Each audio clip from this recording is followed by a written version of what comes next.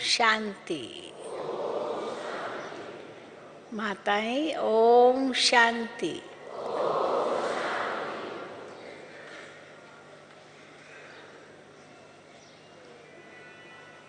आप सभी बहुत दूर दूर से प्यारे बाबा के घर में पहुँचे हो। बहुत ही लगन से आए हो, बड़े उमंग और उत्साह भरकर लाए हो। एक ही लक्ष्य भी लेकर आए हो कि हम प्यारे बाप दादा से मिलन मनाएं। वर्तमान समय बाप दादा हम बच्चों से क्या चाहते हैं, वो तो भिन्न भिन्न मुरलियों से हम पढ़ते हैं, सुनते हैं, धारण करते हैं, उस अनुसार पुरुषार्थ भी करते होंगे। क्योंकि बाबा हमें जो कुछ भी बताते हैं उनके पीछे एक ही लक्ष्य है कि हमें संपन्न और संपूर्ण बनना है, हमें बाप समान बनना है। और जिस स्थिति में हम परमधाम से सृष्टि मंच पर आए थे, इतने शुद्ध और पवित्र स्वरूप में आए थे, उसी स्वरूप में हमें वापस लौटना है। और उसके लिए उतना ही हमें शुद्ध और पवित्र बनना है, जिसके लिए बाबा हम बच्चों को भिन्न भिन्न युक्तियां बताते रहते हैं। क्योंकि जब लक्ष्य हमारा पक्का होगा तब लक्षण भी उसी अनुसार धारण होंगे। अगर लक्ष्य पक्का नहीं है तो उसके लक्षण भी कहाँ आएंगे। जैसा लक्ष्य होता है वैसे ही लक्षण आते हैं। बाबा मिसाल देते हैं, किसी विद्यार्थी को लक्ष्य है कि मुझे डॉक्टर बनना है, तो जैसा लक्ष्य होता है उसके अनुसार वो विशेषताएं उसमें आती रहती है, वो गुण उसमें आते रहते हैं। उसके ही पुरुषार्थ में वो लगा रहता है, उसी प्रति ही उसकी लगन होती है। उसके मन में, बुद्धि में बस एक ही विचार होता है, मुझे डॉक्टर बनना है, मुझे डॉक्टर बनना है। तो यहाँ तो बाबा हम बच्चों को बहुत ऊंचा लक्ष्य देते हैं। और वो लक्ष्य क्या है? ब्राह्मण तो बन गए, जैसे ही ज्ञान प्राप्त हुआ, आत्मा का ज्ञान, परमात्मा का ज्ञान, सृष्टि चक्र का ज्ञान, ड्रामा का ज्ञान, कर्मों का ज्ञान, सारा ज्ञान प्राप्त होने के बाद फिर हमें क्या बनना है वो लक्ष्य भी मिला। क्योंकि ब्राह्मण तो बन गए, पर लक्ष्य मिला कि हमें इस संगम के अंत तक ब्राह्मण सो फरिश्ता बनना है, फरिश्ता सो देवता बनना है।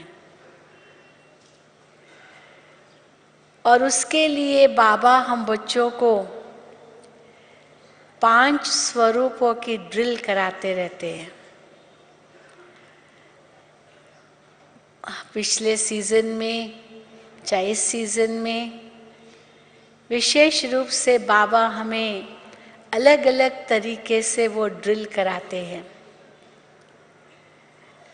ताकि आत्मा में वो शक्ति भर जाए जिसके आधार से हम अपने लक्ष्य तक पहुंच सकें। लक्षण भी तब आएंगे जब वो अंदर में शक्ति होगी, हिम्मत होगी, दृढ़ता होगी, संकल्प होगा, प्रतिज्ञा होगी। इनके बिना तो हम उस लक्ष्य तक पहुंच ही नहीं सकेंगे, भले ज्ञान कितना भी मिल जाए। इसलिए ये 5 स्वरूपों की ड्रिल बहुत ही जरूरी है, जिससे शक्ति मिलती है।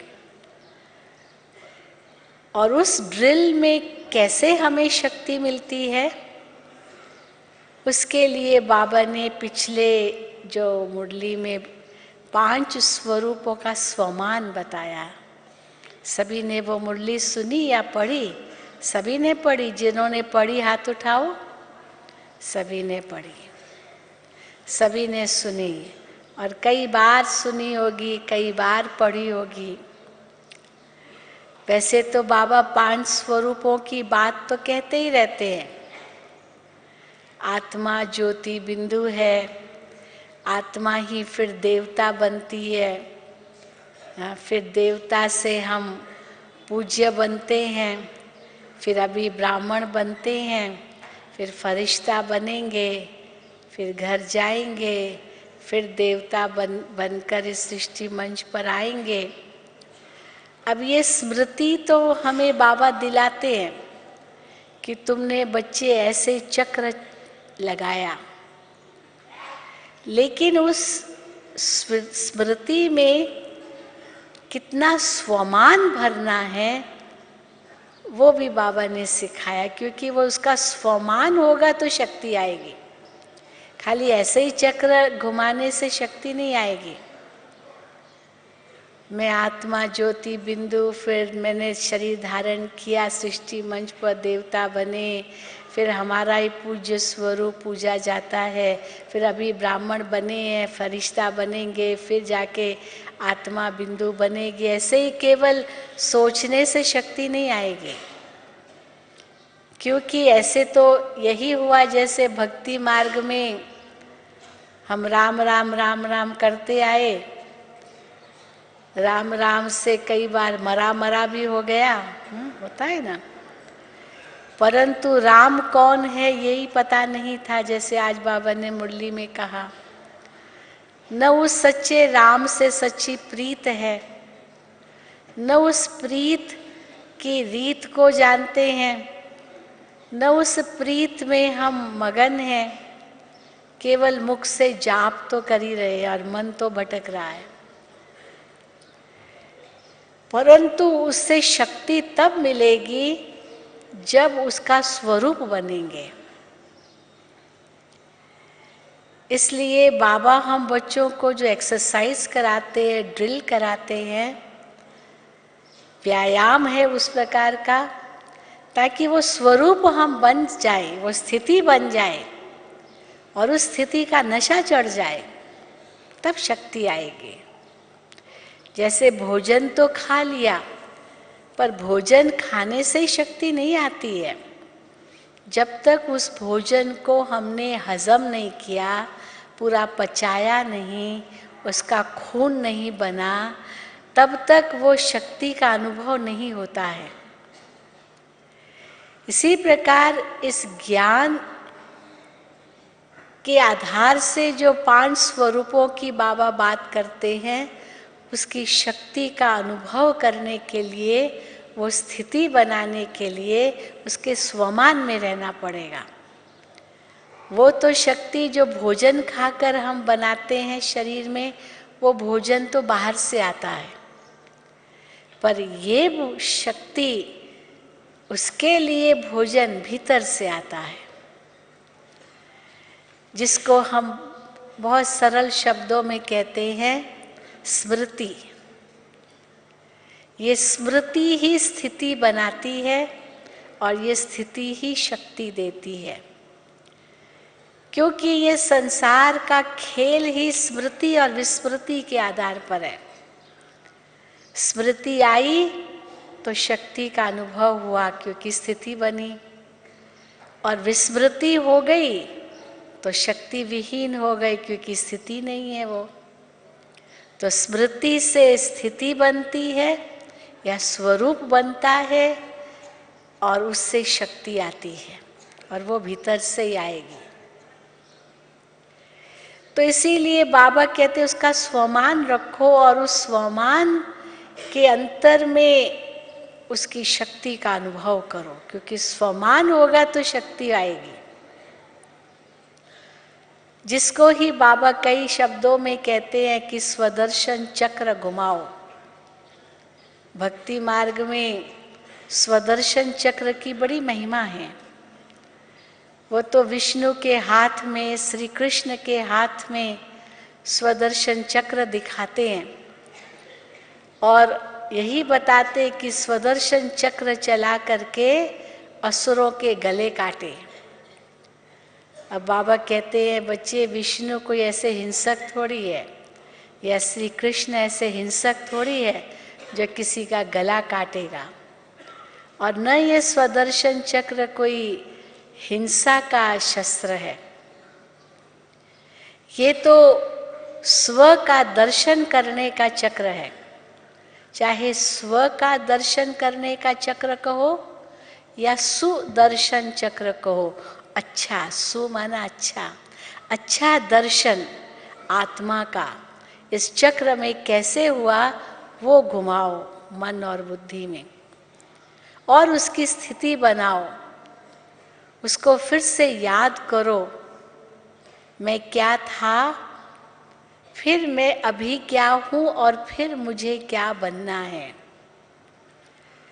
इसलिए सुदर्शन चक्र का सु माना अच्छा, पॉजिटिव, सकारात्मक। कोई उसे नकारात्मक रूप में भी फिराते हैं। हाँ, मैं देवता था, फिर 2 कला कम हुई, फिर त्रेता में आया, फिर द्वापुर में आया, फिर माया के वश हुआ, फिर माया के अधीन हो गया, फिर भिखारी बन गया, पतित बन गया, पुजारी बन गया, तमो प्रधान हो गया। नहीं, ऐसे नहीं चलाना है स्वदर्शन चक्र। जो उसका नकारात्मक स्वरूप है वो ही नहीं सोचना है, उससे शक्ति नहीं आएगी। शक्ति आएगी ही जब उसका जो श्रेष्ठ स्वरूप है वो देखेंगे। क्योंकि कई सोचते हैं कि अगर हम सतयुग के देवता बनते हैं फिर भी हमें नीचे ही उतरना है, फिर भी पतित तो बनना ही है, तमो प्रधान तो बनना ही है, तो फायदा क्या। उससे तो अच्छा है हम परम धाम में बैठे रहे, इस संसार में हमें आना ही नहीं है। कई इसीलिए मोक्ष की चाहना रखते हैं। तो आज बाबा ने बहुत सुंदर शब्दों में मुरली में कहा कि मैं जन्म मरण से छुटकारा नहीं देने आया हूं, लेकिन पतित जन्म मरण से छुटकारा जरूर देने आया हूं। क्योंकि सतयुग में पावन होगा सब कुछ, जन्म लेना, देह त्यागना, ये भी सब पावन स्वरूप होगा। इसलिए देवताओं को अमर कहते हैं। पतित जन्म मरण नहीं होगा। वो भले द्वापर कलयुग में होगा, लेकिन उस समय तो विस्मृति का स्वरूप है, उस समय विस्मृति का समय है। पर वो विस्मृति का समय हमें याद नहीं करना है, जो स्मृति का समय है वही याद करना है। ये कहेंगे सकारात्मक रूप से स्वदर्शन चक्र चलाना, जिससे हमारे विकारों के गले कटेंगे। तो इसीलिए बाबा कहते हैं हर स्थिति का स्वमान रखो। अगर चलो भक्ति मार्ग में नीचे गिरे भी तो भी अगर उसका सकारात्मक स्वरूप भी देखना है तो भी यही कहेंगे कि भक्ति करते करते कम से कम भले नीचे गिरे पर उसी स्थिति में भगवान तो हमें मिला, क्योंकि भक्ति का फल देने आया, तो उसका भी पॉजिटिव स्वरूप है। लेकिन अगर वो स्वरूप नहीं भी याद करना है तो भक्ति में हमारा पूज्य स्वरूप याद करो। कितना हमारा ऊंचा स्वरूप है भक्ति में भी, पूज्य स्वरूप, जो हम ही पूज्य रूप में अपने भक्तों को साक्षात्कार कराते हैं, उनको वरदान देते हैं, उनकी इच्छाएं पूर्ण करते हैं। ये भी तो हम ही तो करते हैं। शिव बाबा भल कहते हैं कि मैं भक्तों की इच्छा पूरी करता हूँ, लेकिन भक्त तो इष्ट के उपासक है, वो तो देवों के उपासक है, परमात्मा को तो जानते ही नहीं है, वो तो साकार उपासना ही करते हैं। तो साकार उपासना के द्वारा भले शिव बाबा उनकी मनोकामना पूर्ण करते हैं, लेकिन माध्यम तो हम ही बने ना, जिनकी उपासना, जिनकी आराधना भक्तों ने की, तो हम ही वो पूज्य स्वरूप हैं, ये हम क्यों भूलें। इसीलिए बाबा हम बच्चों को जो आत्मा के श्रेष्ठ स्वरूप है उसका चिंतन करने की विधि बताते हैं, जिससे ही विकारों के गले कटेंगे। और उसके लिए बाबा हम बच्चों को टाइम भी देते हैं, टाइम देते हैं। बाबा ने पिछली बार कहा था कम से कम 10 मिनट हो एक एक स्वरूप की स्मृति। चलो 10 मिनट ज़्यादा है तो 10 मिनट माना 10, 20, 30, 40, 50 मिनट हो जाएगा। चलो 5 मिनट ही एक एक की स्मृति हो। अच्छा 5 मिनट भी बहुत लगता है तो 1 मिनट हो। चलो 1 मिनट भी ज़्यादा लगता है तो आधा मिनट हो। वो भी ज़्यादा लगता है तो 1 सेकंड तो हो कम से कम एक स्वरूप की स्मृति। तो क्योंकि समय नहीं मिलता, इसलिए अभी कैसे बाबा ने एक नई युक्ति रची, भाई हर घंटे घंटे 10 मिनट, 10 बजे, 9 बजे, 11 बजे, हर घंटे घंटे भी 1 मिनट का गीत बजता है, ताकि उस 1 मिनट में भी हम 5 स्वरूपों को याद करें। 12 मिनट 12 सेकंड एक एक स्वरूप की स्मृति हो, इसलिए ये हर घंटे का 1 मिनट का गीत बजता है। और ट्रैफिक कंट्रोल के गीत बजते हैं, वो भी 3 मिनट का बजता है। चलो उस 3 मिनट में भी हम बहुत कुछ कर सकते हैं। तो इसीलिए बाबा हम बच्चों को कैसे उस स्वमान में रहना है वो सिखाते हैं। तो पिछली मुरली में बाबा ने बहुत सुंदर रूप से ये ड्रिल कराई, और कैसे हमें ड्रिल करनी है, उस समय वो शक्ति अनुभव करनी है, वो भी बाबा ने अनुभव कराया। तो जैसे बाबा ने कहा आरंभ करो, हम अपने ही धाम में, शांति धाम में, परम धाम में, बहुत ही निकट है शिव बाबा के, उस स्थिति में बैठे हैं। जब हमने ये बात किसी को कही तो उसने फट से एक प्रश्न मेरे से पूछा कि बाबा तो कहते हैं कि परम धाम में तो आत्मा को कुछ भी अनुभव नहीं होता है, तो अगर हम उस स्थिति में बैठेंगे तो परम धाम में तो अनुभव होता ही नहीं है, उस स्थिति को क्या कहेंगे। तो उस बहन ने मेरे से कहा कि ये प्रश्न मैंने किसी और से पूछा था, तो उसने मुझे जवाब दिया कि परम धाम में ऐसी स्थिति है जैसे कोमा की स्थिति। कोमा होता है ना, कोमा, मनुष्य कोमा में पड़ा है, कई दिनों तक, महीनों तक, सालों तक पड़ा है कोमा में, जिंदा है तो भी उसको कोई होश नहीं है। तो क्या ऐसी स्थिति हमारी होती है परम धाम में? हमने कहा ये कोमा शब्द तो बहुत ही गलत शब्द है कोमा में पड़े हैं, जिंदा होते हुए भी कोमा में है तो क्या फायदा। वो कोमा की स्थिति नहीं है, वो कोमा शब्द कहना भी नहीं चाहिए, वो विश्राम की स्थिति है, वो सुषुप्त स्थिति है। वो जैसे संत महात्माएं, गुरु लोग भी तो नींद तो करते हैं ना, तो उनको जब कोई गुरु या महात्मा, संत, साधु, सन्यासी नींद करता है तो अब उनके शिष्य उनसे मिलना चाहते हैं, तो जो उनके सेवा में होते हैं वो कहते हैं, वो कभी नहीं कहेंगे गुरुजी सोए हुए हैं, गुरुजी नींद कर रहे, ऐसे कभी नहीं कहेंगे। क्या कहते हैं, कौन सा शब्द यूज करते हैं? विश्राम में है। हाँ, ये विश्राम बहुत सुंदर शब्द है, बड़ा सकारात्मक शब्द है। विश्राम में रिलैक्सेशन है, वो आनंद की स्थिति है। भले जब कोई गहरी नींद में सोता है उस समय उसको कुछ पता नहीं चलता है कि मैं गहरी नींद में हूँ, गहरी नींद में विश्राम ही है, पर उस समय उसको कुछ पता नहीं, क्योंकि सुषुप्त अवस्था है। हाँ, जब उस नींद से जागता है तब कहेगा वाह बहुत अच्छी नींद आ गई, हाँ बहुत अच्छी नींद की मैंने।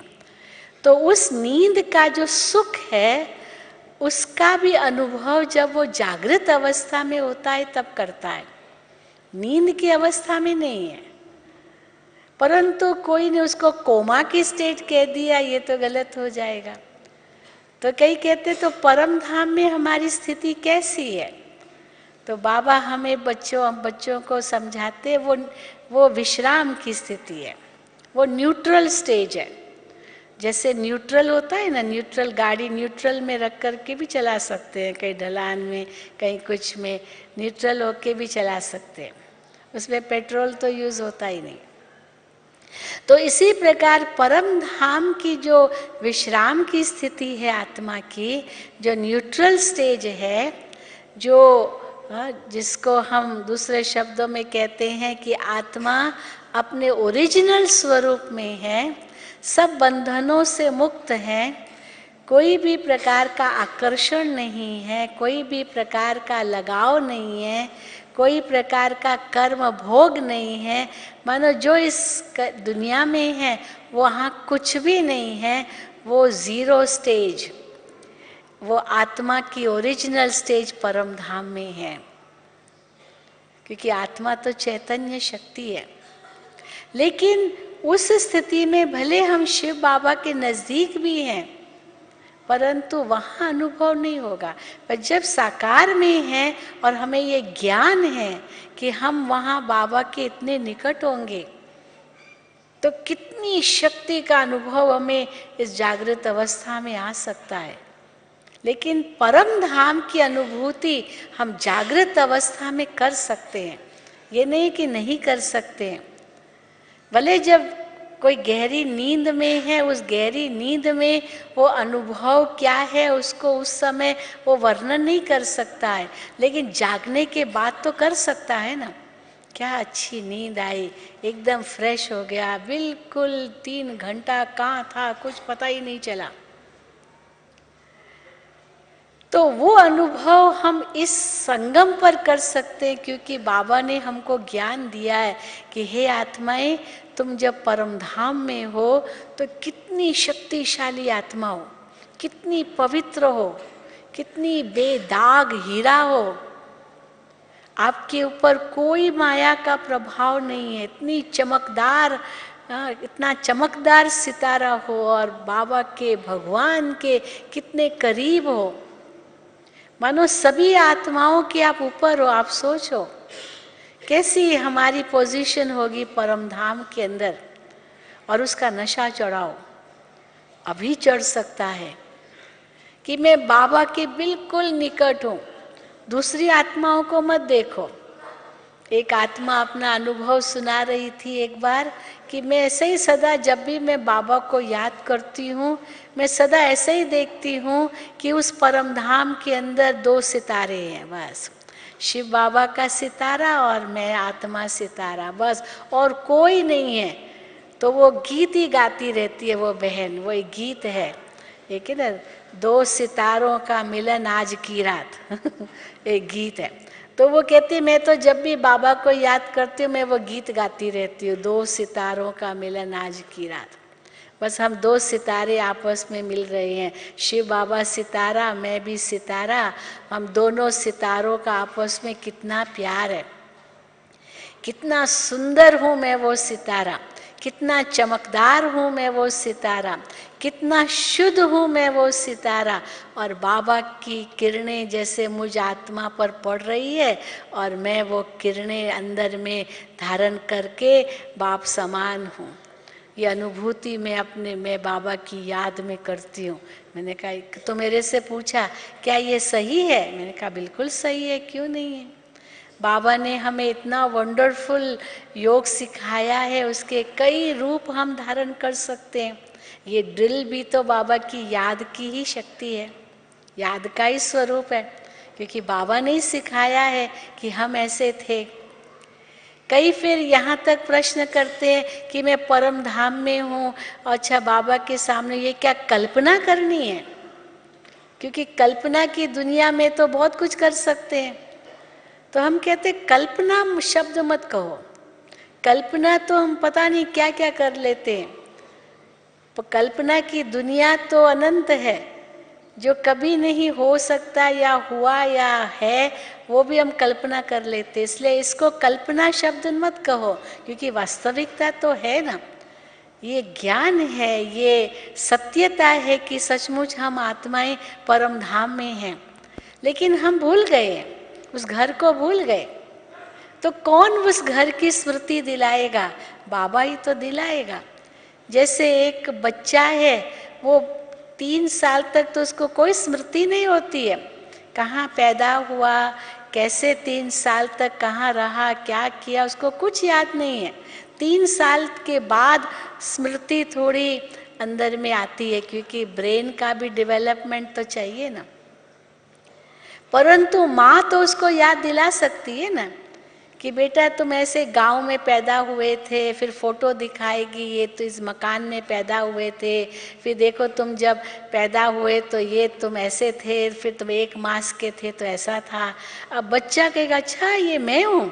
अभी वो 20 साल का हो गया होगा और माँ उसको उस समय का फोटो दिखा रही है, और वो 20 साल का अपने को देख रहा है, और वो फोटो में देख रहा है 1 महीने का है या 1 साल का है। उसको आश्चर्य होगा, अच्छा मैं ये हूँ, क्योंकि बिल्कुल अलग हो गया ना। कहाँ 20 साल पहले की बात, माना 1 महीने का बच्चा और अभी 20 साल के बाद अपने को देख रहा है, तो वो क्या और ये क्या। वो कहेगा ये मैं ऐसे कैसे हो सकता हूँ। लेकिन माँ जो कहेगी वो झूठ थोड़ी बोलेगी, वो तो सच्ची बताएगी ना। तो ये तो बाबा ही हम बच्चों को अपने परम धाम की अनुभूति के लिए ये ज्ञान देते हैं। बच्चे तुम परम धाम में कैसे हो। भले हम कहेंगे वहां आत्मा सुषुप्त है, जैसे बीज सुषुप्त है, परंतु इतने बड़े वृक्ष का उसमें सार भरा हुआ है, वो सार कितना शक्तिशाली होगा। तो मैं आत्मा भी कितनी शक्तिशाली हूँ उस परम धाम के अंदर, कितनी चमकदार हूँ, कितनी पवित्र, कितनी शुद्ध, कितनी शक्ति रूप। बस वो रूप देखो, मैं एक बिंदु आत्मा, उस बिंदु में इतनी शक्ति भरी हुई है। सारे 84 जन्मों का पाठ भरा हुआ है, सब अंदर समाया हुआ है और तैयार है, बस हम जाएं मंच पर अपना पाठ बजाने के लिए। वहाँ तो केवल थोड़ी देर विश्राम कर रहे हैं। जैसे कई एक्टर्स होते हैं ना, तो एक्टर्स सारा दिन एक्टिंग ही करते रहते हैं, पता नहीं कितनी फिल्मों में शूटिंग करते रहते हैं। फिर बीच में थोड़ा सा समय मिलता है, भाई थोड़ा मुझे विश्राम करने दो, और उस थोड़े से विश्राम में फिर फ्रेश हो जाते हैं, ताकि फिर जाके एक्टिंग करते हैं। तो परम धाम में मैं आत्मा कैसी हूँ, थोड़ा सा विश्राम कर रही हूँ बाबा की गोद में, माता पिता की गोद में हूँ, बहुत निकट हूँ, बस उसका नशा चढ़ाओ। और उस नशे में आत्मा को इतना विश्राम मिल जाएगा, बिल्कुल जैसे रिलैक्स हो जाएंगे, इतनी खुशी, इतनी शक्ति का अनुभव होगा। और जैसे ही मैं परम धाम में हूँ, मेरे अंदर सारी सुषुप्त शक्तियाँ ऐसी समाई हुई है जैसे बीज में समाई हुई है। हूँ कितनी छोटी, अपने आप को और सूक्ष्म बनाते जाओ, और सूक्ष्म और सूक्ष्म। ये आत्मा अभिमानी स्थिति का अनुभव है। इस शरीर में होते हुए भी मैं शरीर में नहीं हूँ, अति प्रकाशमय बिंदु रूप हूँ। आरंभ हम वहीं से कर सकते हैं, फिर अंत भी हमें वहीं करना है, क्योंकि बाबा ने कहा ना संगम के बाद रिटर्न जर्नी है। तो जहाँ से आए थे वहीं वापस जाना है, तभी तो यात्रा पूरी होगी ना। जहाँ से आए फिर यात्रा करके वापस वहीं पहुँचे। तो आरंभ हमने यात्रा की परम धाम से, तो वापस परम धाम में पहुँचना है। बीच में लंबी यात्रा की इस संसार नाटकशाला में। तो वो नशा, इतना नशा हो सकता है जिसमें सारी शक्तियों का सार मेरे अंदर समाया हुआ है। हम संकल्प करते ही अनुभव करना शुरू कर सकते हैं, और ये शरीर का भान भुला सकते हैं। धीरे धीरे नहीं भुलाना है। हाँ, दुनिया में धीरे धीरे भुलाते हैं, जब शव आसन करते ना तो धीरे धीरे ये भूल अपने आप को जैसे भुलाने की कोशिश करते हैं। मैं पैर नहीं हूँ, मैं टांगे नहीं हूँ, हाँ मैं ये पेट नहीं हूँ, मैं ये हाथ नहीं हूँ, मैं ये नहीं हूँ, मैं वो नहीं हूँ। फिर यहाँ पर पहुँचते हैं और यहाँ पर आज्ञा चक्र को जागृत करते हैं। अब बाबा कहते इसकी ज़रूरत नहीं है, रिलैक्सेशन चाहिए तो यहीं से आरंभ करो। जहाँ वो सब योग पूरे होते हैं ना, बाबा का राजयोग शुरू होता है। यहीं से आत्मा को एक्टिवेट करो। मैं आत्मा, ज्योति बिंदु आत्मा, अकाल स्वरूप आत्मा। तो भ्रिकुटी में भी न देखो, सीधा अपने आप को पिन पॉइंट करो परम धाम में। मन और बुद्धि की आंख उस धाम को देखे, उस बेहद दुनिया को देखे, उसमें बाबा को देखे एक सेकंड में। जैसे किसी को याद करते हो तो कैसे उसका बैकग्राउंड भी याद करते हो ना। आपका पिताजी दुकान में बैठा है या दफ्तर में बैठा है, या आपकी पत्नी घर में खाना पका रही है, या जो कुछ भी है, तो किचन याद आ जाएगा, खाना पका रही है वो भी याद आ जाएगा, सब सामने आ जाएगा। तो परमात्मा कहाँ है वो बैकग्राउंड भी सामने याद आ गया। दुनिया में भले कहते हैं भगवान को याद करते, लेकिन वो कहाँ है ये पता ही नहीं है ना, इसीलिए वो बैकग्राउंड भी कुछ नहीं आता है। सब जगह है, बस ये कह दिया तो मन तो सब जगह भटक ही रहा है, क्योंकि भगवान को तो सब जगह ही देखना है। लेकिन बाबा ने हमको अपना ठिकाना बताया है और आत्मा का भी ठिकाना बताया है। तो एक सेकंड में मन और बुद्धि स्थिर हो जाती है और मन बुद्धि की आंख उस परम धाम को देख करके उसमें खो जाती है। उसमें बाबा के सन्मुख वो एक सेकंड में अनुभव हो सकता है। सेकंड से भी कम की ये अनुभूति है। बाबा कहते हाथ लगा के वापस आओ, और बाबा के पास बैठकर फिर जैसे सृष्टि मंच पर आ गए। फिर याद करो, बाबा ने जैसे कहा कि मेरा देवता स्वरूप। कई कहते हैं हम कैसे अनुभव करें देवता स्वरूप, बड़ा मुश्किल है। तो बाबा कहते अपना ही अनुभव करना है, कोई दूसरे का थोड़ी करना है। कहीं दूसरे का कोई आर्टिफिशियल पार्ट थोड़ी बजा रहे हो। वो जैसे एक चुटकुला सुनाते हैं ना कि कहीं रामायण का वो रामलीला चल रही थी, तो रामलीला में सब एक्टर्स आते हैं, तो हनुमान जो एक्टर बनना था वो एक्टर आया नहीं, बीमार हो गया। ड्रामा होता, नाटक करते रामलीला में, तो हनुमान का जिसको पार्ट था वो आया ही नहीं। अभी क्या करे, हनुमान नहीं होगा तो कैसे रामायण चलेगी। तो कोई मिल गया, वो एक साइकिल रिपेयर करने वाला था, हवा भरता था टायर में। उसको कह दिया तुम हनुमान बन जाओ। उसने कहा मैं हनुमान कैसे बनूं, मुझे तो कुछ आता ही नहीं है। तो उसने कहा तो का डायरेक्टर ने बस कुछ भी नहीं, तुमको कहेंगे तो तुमको जो कुछ के तुमको बस बजरंग बली हनुमान, मैं हनुमान हूँ, मैं बजरंग बली हनुमान हूँ, बस यही तुमको कहना, और कुछ नहीं कहना है।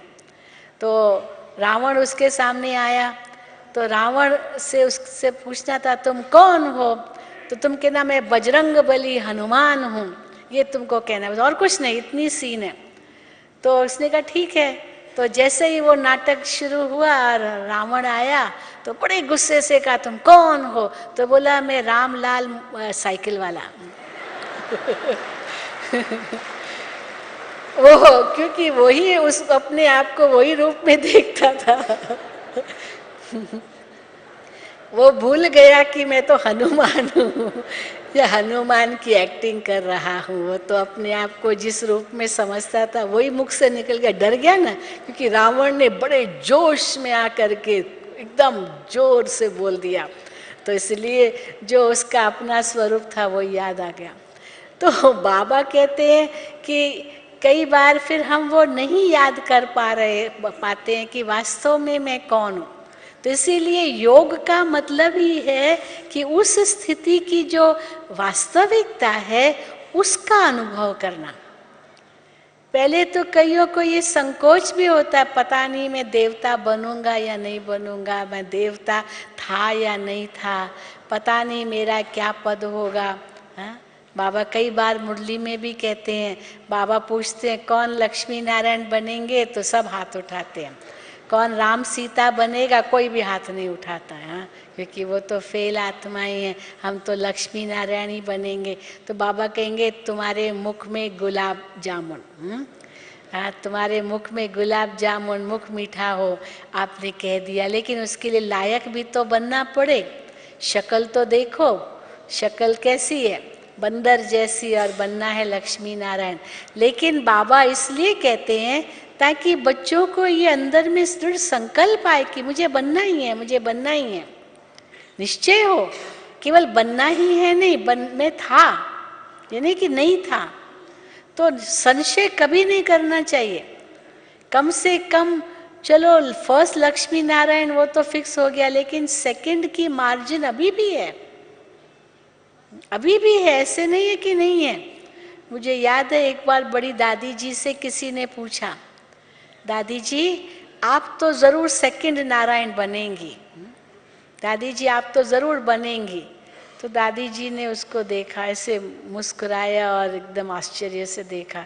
तो दादी ने कहा, मैंने सोचा पता नहीं दादी क्या कहेंगी, तो दादी ने कहा कि किसने कहा, बाबा ने कहा है क्या? तो बेचारा घबरा गया। तो कहा नहीं दादी जी आपका इतना ऊंचा पुरुषार्थ, आप जरूर सेकंड नारायण बन सको, बनोगी। तो दादी ने कहा आप भी बन सकते हो, सीधा बोला आप भी बन सकते हो। तो बेचारा एकदम भौचक्का हो गया, मैं बन सकता हूँ? दादी ने कहा क्यों नहीं बन सकते हो, बाबा ने आउट तो किया ही नहीं, अभी सेकंड नारायण कौन बनेगा आउट तो हुआ ही नहीं है ना, अभी तो रेस ही चल रही है, तो क्यों नहीं बन सकते हो? इसलिए जब पहली बार जो आते हैं फर्स्ट टाइम वाले, उनसे बाबा कहते हैं आप बच्चे बड़े भाग्यशाली हो, लेट आए हो परंतु अभी तक टू लेट का बोर्ड नहीं लगा है, क्योंकि अभी किसी भी को भी सीट नहीं मिली है, किसी को भी सीट नहीं मिली है। भले लेट आए हैं लेकिन आगे जा सकते हैं, क्योंकि आगे वाले पीछे जा सकते हैं। जैसे मैराथन रेस होता है ना, बहुत लंबी रेस होती है, बहुत लंबा चलना होता है। तो कोई चलते हैं, कोई दौड़ते हैं, कोई थक जाते हैं, कोई बैठ जाते हैं, हाँ।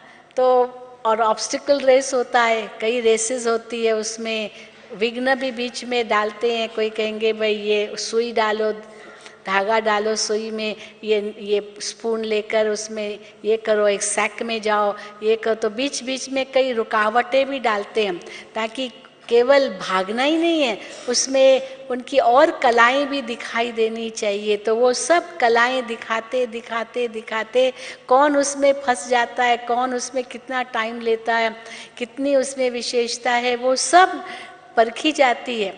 और उसके बाद कहीं अंत में वो पहुंचता है। तो उसमें कईयों को ज़्यादा समय चाहिए, कईयों को कम समय चाहिए, कईयों के अंदर वो कला है तो जल्दी कर लेते हैं, कईयों में नहीं है तो देर लगाते हैं। तो इसलिए इस प्रकार की ये रेस है, यहाँ भी माया के विघ्न कम नहीं है। परंतु बाबा कहते संकल्प अगर हमारा श्रेष्ठ है और उस लक्ष्य को हम देख रहे हैं, तो हमारे लिए कुछ भी मुश्किल नहीं है। इसलिए क्यों नहीं, हाँ मैं हूँ देवता, चलो हाँ ये भी हम कहें चलो मैं सेकंड नारायण भी बनूंगा, अगर ये भी लक्ष्य है कोई बात नहीं। तुम्हारे मुख में गुलाब, संकल्प तो किया। कोई कहे मुझे फर्स्ट आना है, चलो फर्स्ट नहीं भी आया पर थर्ड आया, पर फर्स्ट का संकल्प किया तभी तो थर्ड आया। अगर फर्स्ट का संकल्प ही नहीं होता तो थर्ड भी कहाँ आता, हाँ? चलो थर्ड आया पर क्योंकि फर्स्ट का संकल्प किया था। इसी प्रकार मैं इतना ऊंचा देवता, विश्व का मालिक, नशा चढ़ाओ, मैं हूं विश्व का मालिक। भगवान ने, बाबा ने कहा सब राजा बच्चे हो, अभी मैं स्वमान इसमें रहूं कि मेरा इस समय स्वराज्य है, मैं अपनी इंद्रियों पर कितना इस समय राज्य कर सकता हूँ, उसके आधार पर ही भविष्य में हम औरों पर राज्य कर सकेंगे। पहले अपने इंद्रियों पर राज्य। तो अगर मैं अपने इंद्रियों पर ही राज्य नहीं कर सकता हूँ तो भविष्य में औरों पर राज्य क्या कर सकूँगा। और अपने इंद्रियों पर मेरा कितना राज्य है वो तो हमें पता चल ही जाएगा, इसलिए कि नहीं पता चलेगा। और फिर अगर हम पुरुषार्थ करते कि हाँ मैं बन सकता हूँ, तो वो भी बन सकता हूँ, क्यों नहीं बन सकता हूँ। इसलिए बाबा कहते उसका नशा रखो। राजा बच्चा हूँ, बाबा ने सबको राजा बच्चा बना दिया। कोई ऐसा नहीं होगा दुनिया में राजा जिसके सब बच्चे राजा बच्चे हो, केवल एक ही राजा बच्चा होता है जो क्राउन प्रिंस होता है। तो ये नशा इतना ऊंचा नशा है जिस नशे के कारण हमारी आंख कहीं डूबती नहीं है। जो बाबा ने उस दिन मुरली में कहा कि बच्चे आप उस समय ये सोचो आपके पास अखुट खजाने होंगे, इच्छा मात्रम अविद्या होंगे, क्या नहीं आपके पास प्राप्ति होंगी, उन प्राप्तियों में रमण करो। तो यहाँ की जो अल्पकाल की प्राप्तियों का जो अभिमान है वो उसकी जरूरत ही नहीं है। अगर चलो नहीं भी है तो भी उसका हमें वो कमी भी नहीं खलेगी, क्योंकि बाबा हम बच्चों को बहुत ऊंचा ऊंचा स्वमान दे रहे हैं। तो वो स्वमान रहे कि बाबा हमको क्या बना रहे हैं। बाबा मैं ऐसे देवता बनूंगा, बाबा मुझे सर्व प्राप्तियां होगी, और उसका नशा चढ़ाओ कैसी सर्व प्राप्तियां होगी। तो ये जितना जितना नशा चढ़ेगा उतना उतना ये आंखें यहाँ की बातों में डूबेगी नहीं। चाहे यहाँ कितना भी बड़ा पदमपति हो, करोड़पति हो, अरबपति हो, कितनी भी बड़ी पोजीशन हो, लेकिन मेरी आंख उसमें डूबेगी नहीं, यहाँ के वैभवों में डूबेगी नहीं। क्योंकि बाबा ये भी हमें सिखाते कैसे बच्चे, ये तो सब किसकी दबी रही धूल में, किसकी राजा खाए, किसकी चोर लूट जाए, किसकी आग जलाए, ये तो होना ही है। इसीलिए उनमें मेरी आंख कभी नहीं जा सकती है। और अगर कोई ने थोड़ा बहुत कुछ ले लिया, कुछ चीट किया, कुछ धोखा दिया, तो भी दुखी नहीं होते। चलो कोई बात नहीं, हिसाब किताब पूरा हो गया। हिसाब किताब पता नहीं किस जन्म का हिसाब किताब था उसके साथ, पूरा हो गया, पता ही नहीं, तो बाद में धर्मराजपुरी में चुकाना पड़े इसकी वजह अभी पूरा हो गया, तो उसका भी दुख नहीं है। क्योंकि बाबा हमको क्या दे रहे हैं, हमको कितना ऊंचा वर्षा मिला, बस ये नशा चढ़ जाए तो और सब नशों में नुकसान, सिवाय इस नारायणी नशे में कि मुझे बाबा क्या वर्षा दे रहे हैं। फिर द्वापुर में भी आओ, फिर भी बाबा ने उस दिन मुरली में कहा कि पूज्य स्वरूप भी जो मेरा है, भक्ति में जो मेरा स्वरूप पूजा जाता है, वो स्वरूप की भी पूजा कैसे मेरी होती है। कोई भी ऐसा दुनिया में नहीं जिसकी पूजा ऐसी होती हो जैसे हम इष्टों की पूजा होती है भक्तों द्वारा। हम इष्ट बन जाएंगे, भले आप ही पूज्य, आप ही पुजारी होंगे, हम वही आत्मा होगी और अपने पूज्य स्वरूप की पूजा करेंगी। लेकिन हम उस समय ये अपने आप को पुजारी स्वरूप में न देखें, पूज्य स्वरूप में देखें, क्योंकि हमारी ही पूजा हमारे पुजारी कर रहे हैं। इसलिए बाबा कई बार कहते हैं कि केवल 21 जन्मों की प्रारब्ध नहीं बनानी है, केवल प्रजा ही नहीं बनानी है 2 युग के लिए, लेकिन भक्तों को भी तैयार करना है। भक्त भी तैयार होंगे, क्योंकि द्वापुर कलयुग में हमारे भक्त बनेंगे, क्योंकि हम उनके पूज्य होंगे। तो द्वापुर कलयुग के भक्त तो कैसे तैयार करेंगे, जब इस समय सबकी दुआएं ले सकेंगे, तब द्वापुर कलयुग के भक्त तैयार होंगे।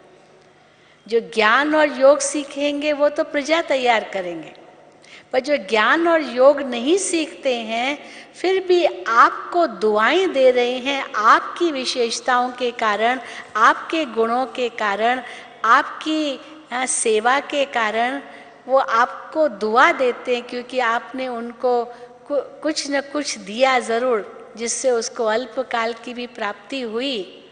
वो दुआएं जो आपको मिलेगी उससे आप उनको अपना भक्त बना देते हो, द्वापुर कलयुग का भक्त बना देते हो और उनके आप इष्ट बन जाएंगे। कोई आपको गाली भी दे रहा है, बाबा कहते गाली देने वाले के लिए भी क्या समझो, वो द्वापुर युग में हमारा भक्त बनकर हम पर फूल चढ़ाएगा, है ना, कि नहीं चढ़ाएगा? जरूर चढ़ाएगा, क्योंकि गाली देने वाले को भी गले लगाना, अपकारी पर भी उपकार करना, कोई ने कैसा भी व्यवहार किया तो भी मैं बदला न लूं, बदल कर दिखाऊं, तो उसकी दुआएं क्यों नहीं मिलेगी मेरे को? जरूर मिलेगी।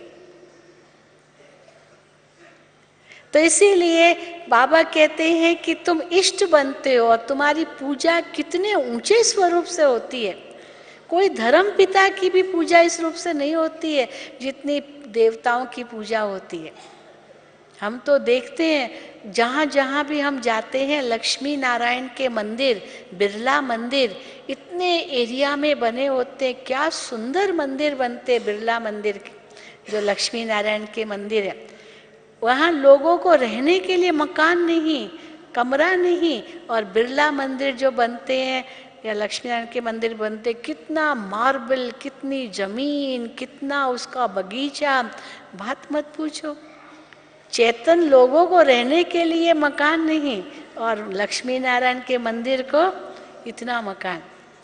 तो एक बार हमारे पास आए थे बिरला वाले, यहाँ आए थे।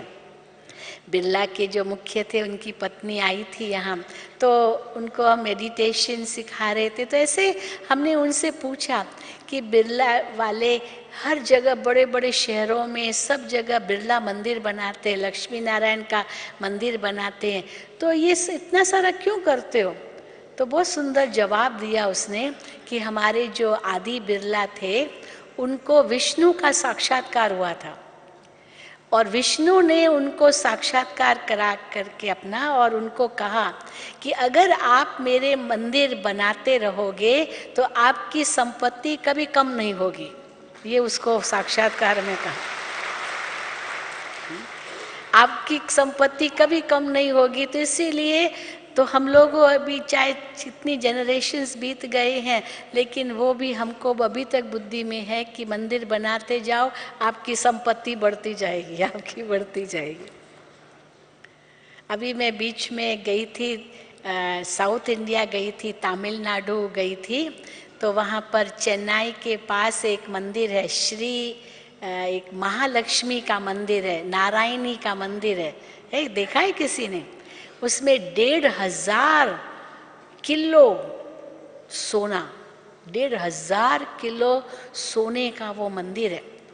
तो उनका जो गुरु है मेन, उनसे मुलाकात तो नहीं हुई, लेकिन उसके नीचे वाले से मुलाकात हुई। तो उनसे ऐसे ही पूछा कि 1500 किलो का ये मंदिर बनाया है, नारायणी में महालक्ष्मी का मंदिर है, 4 भुजाधारी लक्ष्मी, एक में ऐसी उसकी आशीर्वाद का हाथ है और एक में जैसे लक्ष्मी दाता के रूप में, और 2 पीछे हाथ वो कमल का फूल, ये महालक्ष्मी का रूप है, नारायणी उसको कहते हैं, उसका मंदिर है।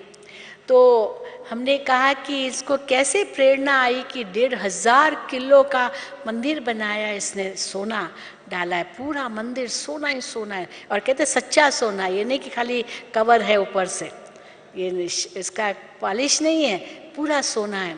तो कहा कि उनको भी महालक्ष्मी का साक्षात्कार हुआ, और महालक्ष्मी ने उनको कहा कि तुम मेरे लिए पूरा सोने का मंदिर बनाओ। तो 1500 किलो डाल करके सोने का मंदिर बनाया। अब बताओ, मूर्ति को इतना है, तो जब वो चैतन्य में होंगी तो क्या नहीं होगा, सोचने की बात है ना। तो चलो, ये भक्ति मार्ग में साक्षात्कार होते, पर चैतन्य में तो होकर के गए है ना, तो क्या सोच कोई कमी होगी?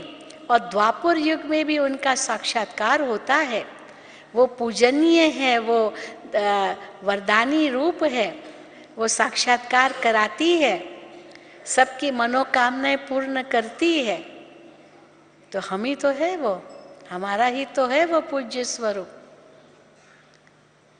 फिर बाबा जब ब्राह्मण के लिए कहते हैं हम इस समय संगम युगी ब्राह्मण हैं, तो ब्राह्मणों का कितना ऊंचा स्वरूप है। हर शुभ कार्य में ब्राह्मण जरूर चाहिए, चाहे जन्म हो, चाहे मृत्यु हो, चाहे विवाह हो, चाहे मकान का वो मुहूर्त हो, या कोई भी शुभ कार्य में ब्राह्मण जरूर चाहिए। इसी प्रकार हम वो सच्चे ब्राह्मण, ब्रह्मा की मुख वंशावली हैं। क्या बड़ा नशा है, जिसमें बाबा ने कहा ब्राह्मण हम किसको कहेंगे? ब्रह्म से संबंधित कई शब्द हैं। ब्राह्मण वो जो ब्रह्मचर्य का पालन करे, ब्राह्मण वो जो ब्रह्म मुहूर्त में उठे, ब्राह्मण वो जो जिसमें ब्रह्म ज्ञान हो, ब्राह्मण वो जो ब्रह्मा भोजन खाए। तो ब्रह्म मुहूर्त, ब्रह्म ज्ञान, ब्रह्मा भोजन, ब्रह्मचर्य, ये सब ब्रह्मा से संबंधित है। वो ब्रह्म कह दिया। ब्रह्म का तो कोई इससे अर्थ ही नहीं लगता है, कोई ब्रह्म ज्ञान की जरूरत ही नहीं है।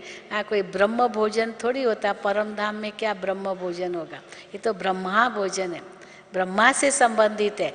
ब्रह्मा का आचरण के आधार से हम उस आचरण को फॉलो करते हैं, कोई ब्रह्म की बात नहीं है, पर है ब्रह्मा। जैसे लोग ब्रह्मा कुमारी को ब्रह्म कुमारी कह देते हैं ना, ब्रह्म ही शब्द बोलते हैं, ब्रह्मा कहना ही नहीं आता है, पर है तो आदि देव ब्रह्मा, आदि परमात्मा की पहली रचना ब्रह्मा, और हम उनकी पहली रचना ब्राह्मण। तो इतना नशा चढ़ जाए कि हम वही ब्राह्मण हैं जो भगवान के संग, ब्रह्मा बाप के संग नई सृष्टि की रचना कर रहे हैं, नए मीठे वृक्ष का कलम लगा रहे हैं। हमारे बिना भगवान भी कुछ नहीं कर सकता, ये ब्राह्मणों को नशा है नशा इतना कि हमारे बिना भगवान भी कुछ नहीं कर सकता है। ये नशा चढ़े तो वो स्वमान कितना ऊंचा हमारा होगा। और फिर बनते हैं फरिश्ता।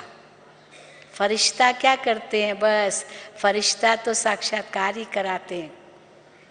हम तो कई बार विदेशी भाई बहनों को कहते हैं, क्योंकि लगभग 70-80 देशों में मेरा भ्रमण हुआ है, तो पश्चिमी दुनिया में आप जाएंगे, यूरोप में जाएंगे, अमेरिका में जाएंगे, वहाँ पर फरिश्ते बहुत दिखाते हैं, बहुत फरिश्ते। यूरोप में तो सब जगह बिल्डिंग्स के ऊपर फरिश्ते फरिश्ते फरिश्ते दिखाए, बड़े बड़े होर्डिंग्स बोर्डिंग्स जो होते हैं ना रास्तों पर, उसमें फरिश्ते दिखाए हैं। कई प्रकार के फरिश्ते हैं, और फरिश्तों का कोई पैर धरती पर नहीं, उड़ते रहते हैं। हर एक के लिए अलग अलग फरिश्ता दिखाया है जो दुआएं देते हैं। रोम इटली जहाँ पोप रहता है, वहाँ उनकी चर्च में भी हमने देखा चारों ओर फरिश्ते ही फरिश्ते, फरिश्ते ही फरिश्ते। और कोई फरिश्ते तो इतने नज़दीक थे, वहाँ एक बिल्कुल जैसे हम लोगों का ये ज्योतिर्लिंगम है ना बड़ा लाइट का, वैसे ही वहाँ पर बहुत बड़ा जैसे लाइट, परमात्मा की लाइट, ज्योति, ज्योति को ही मानते, वो भी क्राइस्ट ने भी कहा गॉड इज लाइट। तो उसके चारों ओर किरणें हैं, जैसे हम लोगों का शिव बाबा का ट्रांसलाइट किरणों वाला, उसके चारों ओर किरणें हैं, और एक एक किरण पर एक एक फरिश्ता उसको पकड़ के रखा है, जैसे किरण को। छोटे छोटे बच्चे फरिश्ते, छोटे छोटे बच्चे बड़े प्यारे। तो हमने कहा ये कौन है? तो कहा कि ये आर्च एंजल्स हैं, जो भगवान के दूत हैं। ये भगवान के दूत हैं जिन्होंने भगवान का पैगाम दुनिया में दिया, ऐसे वो कहते हैं। तो हमने कहा और कौन होंगे? हम ही तो है। कौन होंगे? हम ही तो है जो भगवान का पैगाम दुनिया में दे रहे हैं। इसलिए देखो अभी बाबा यही हम बच्चों को ताकीद कर रहे हैं, बच्चे सबको संदेश दो, सबको संदेश दो, कोई रह न जाए कि भगवान आ गया है, परमात्मा आ गया है। अब की बार जो कल से 2 दिन से एक नया टीवी पर यही आ रहा है, परमात्मा का अवतरण हो चुका है, ये दुनिया को मालूम पड़े, कहीं अज्ञान नींद में सोई न रहे दुनिया। और फिर वो फरिश्ते परमात्मा का संदेश सारी दुनिया को दे रहे हैं, वो हम ही हैं। अब वही संदेश हमें देना है, क्योंकि हम भगवान के बहुत निकट हैं। हमने केवल जाना ही नहीं, पहचाना ही नहीं, उनको याद ही नहीं कर रहे हैं, लेकिन उनके समान भी बन रहे हैं। कितनी ऊंची बात है ये। और पश्चिमी दुनिया में फरिश्तों का बहुत मान है, और पूर्वी दुनिया में देवी देवताओं का बहुत मान है। तो बाबा ने एक बार कहा था कि अंत के समय पश्चिमी दुनिया में फरिश्तों के साक्षात्कार होंगे। तभी तो वहाँ जो दिखाते हैं फरिश्ते बिल्कुल आकाश में जैसे उड़ते हुए पंखों के साथ, और वो भी बच्चे छोटे, बहुत प्यारे। बड़े भी दिखाते हैं लेकिन बच्चे भी दिखाते हैं, उसमें मेल और फीमेल नहीं दिखाते हैं। ये फीमेल फरिश्ता है या मेल फरिश्ता ऐसे नहीं दिखाते हैं, यानी चाहे मेल हो चाहे फीमेल हो, परंतु वो फरिश्ता है, बड़ा सुंदर स्वरूप। और फिर सत्य और फिर संगम युगी देवियाँ शक्तियाँ, वो सब धर्मों में या ईस्ट के अंदर बुद्धिज्म में आप जाइए, वहाँ पर बहुत दिखाया है देवियों को। तो ये सब स्थिति वहाँ ईस्ट में, पूर्व में देवियों के साक्षात्कार होंगे और पश्चिम में फरिश्तों के साक्षात्कार होंगे। तो सब देखेंगे तो सही ना अंत में कि भगवान आया और ये फरिश्ते सब भगवान के साथ उड़ रहे हैं। तो हम सभी कौन होंगे? वही फरिश्ते जो भगवान के साथ उड़ेंगे, फिर आत्मा बन करके परम धाम में बाबा के इतने निकट होंगे। अब ये नशा चढ़ाओ, जब ये नशा चढ़े तब उसकी शक्ति का अनुभव हो, तब वो पवित्रता अनुभव हो, तब हम अपने असली स्वरूप तक पहुंचेंगे, तब संपन्न और संपूर्ण बनेंगे। हाँ, सभी ऐसी तैयारी कर रहे हैं ना। अभी बाबा आएंगे परसों, तो बाबा होमवर्क भी पूछेंगे। बहुत कुछ होमवर्क बाबा ने हमें दिया है, व्यर्थ को कितना समाप्त किया है, कैसे एक एक समय श्वास संकल्प शक्ति को सफल कर रहे हैं, कितनी शक्ति भरी है, कितने दैवी गुण धारण किए हैं, ये सब बाबा हमसे पूछेंगे।